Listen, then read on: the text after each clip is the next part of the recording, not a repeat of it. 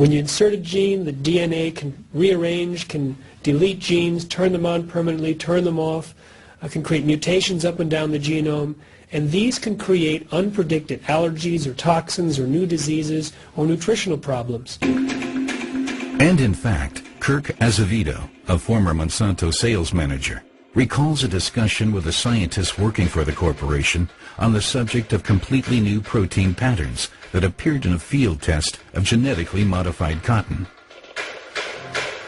He said, well, in looking at the mother, or the parent product, and looking at the other one, the genetically modified one, there's several different proteins, not just the one we want, but there's also a different spectrum of various lengths of protein in there too.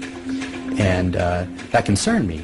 I, at the same time, was studying prion disease, or like mad cow type disease. It is disease spread by proteins. So I said we should destroy all the seed that is being produced from these trials. And when I presented that, I said, oh no, we're not going to destroy the seed, we're going to feed it, like we traditionally do. And that's where I had a big problem. If we're going to feed that seed that has proteins that are just new, I mean, just brand new we made, we don't know anything about, going into the food supply, what I got from Monsanto was, we're doing it everywhere else and we're going to do it here too.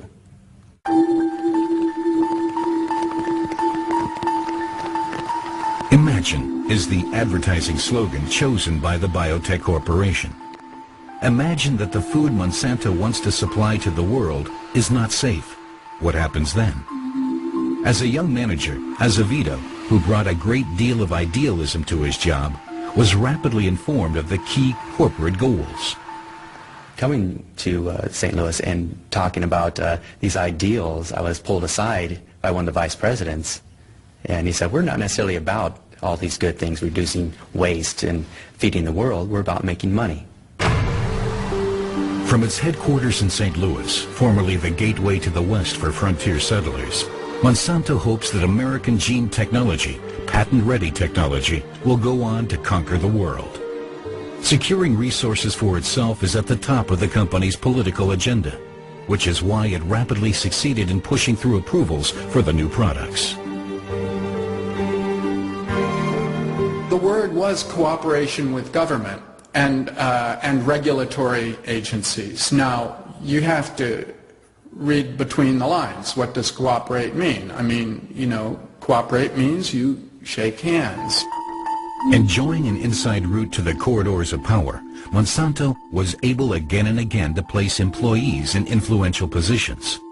Through Washington's revolving door, corporate players continually traded posts at the licensing authorities, later returning to high-paid board positions at the company.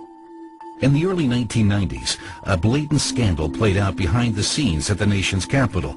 It was about nothing less than the fundamental decision on whether genetically modified organisms should be allowed to enter the food supply at all. Several FDA inspectors expressed great concern after studying the test results. The government held back the papers in which they explained their reservations, however, as described by a critical FDA expert. He said that they believed it presented unique animal and human food safety concerns. Those were his words, unique food safety and animal safety concerns.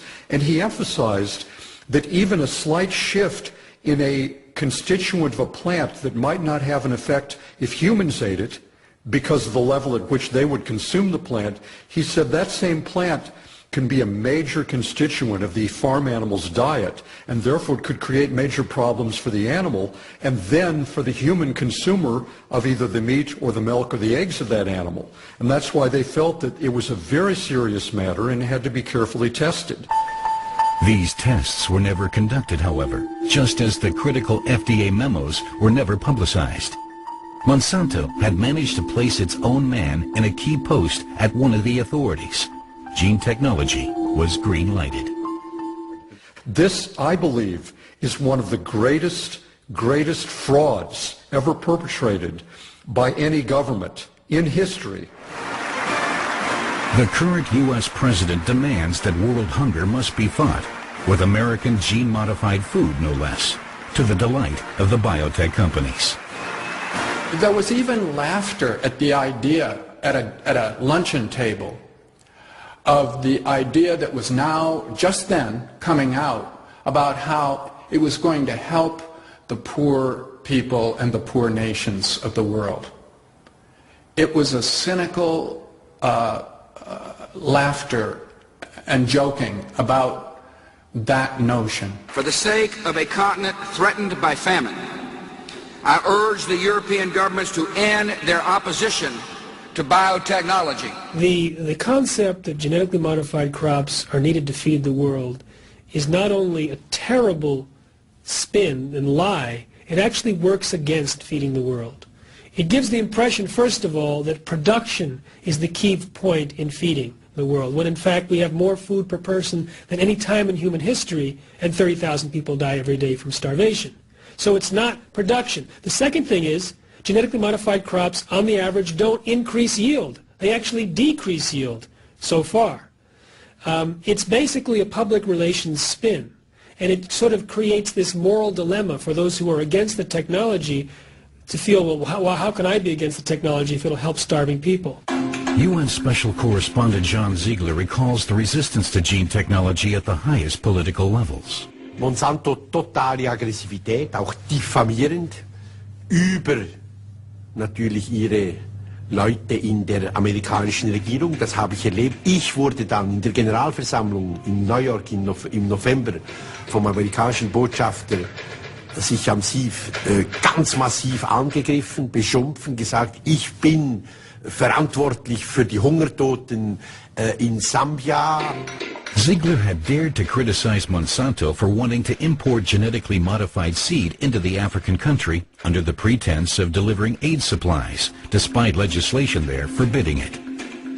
75% der Bevölkerung, vor allem in Schwarzafrika, leben im Elend. Wenn dazu noch die Finanzknechtschaft der Patentmogule käme, dann wäre es diese Völker geschehen.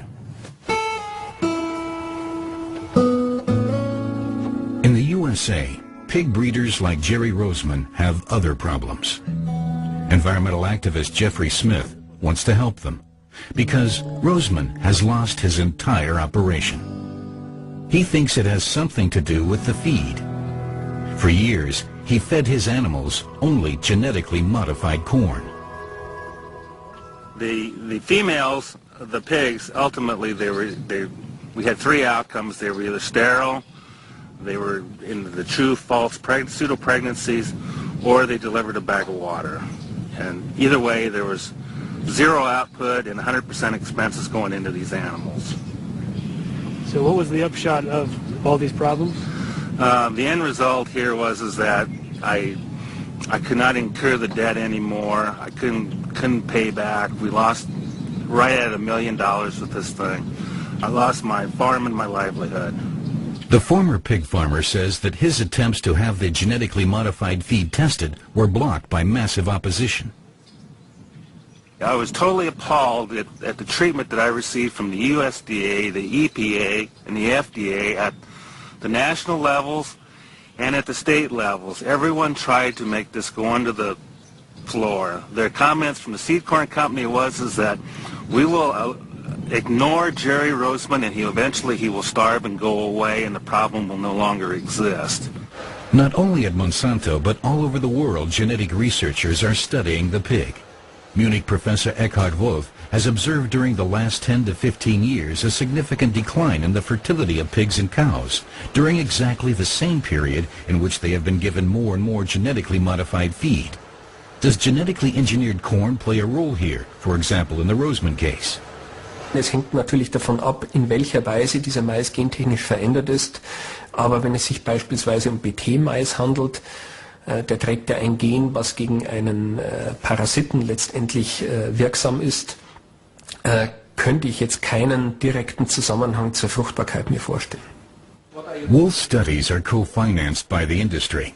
The German company BASF is hoping to obtain a lucrative patent, just like Monsanto.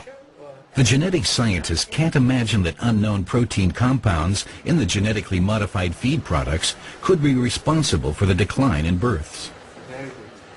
Es ist sicher nicht vollständig auszuschließen. Auf der anderen Seite denke ich, dass beim Monitoring solcher neuen Sorten auch Proteinmuster natürlich erfasst werden. But that is exactly what doesn't always happen.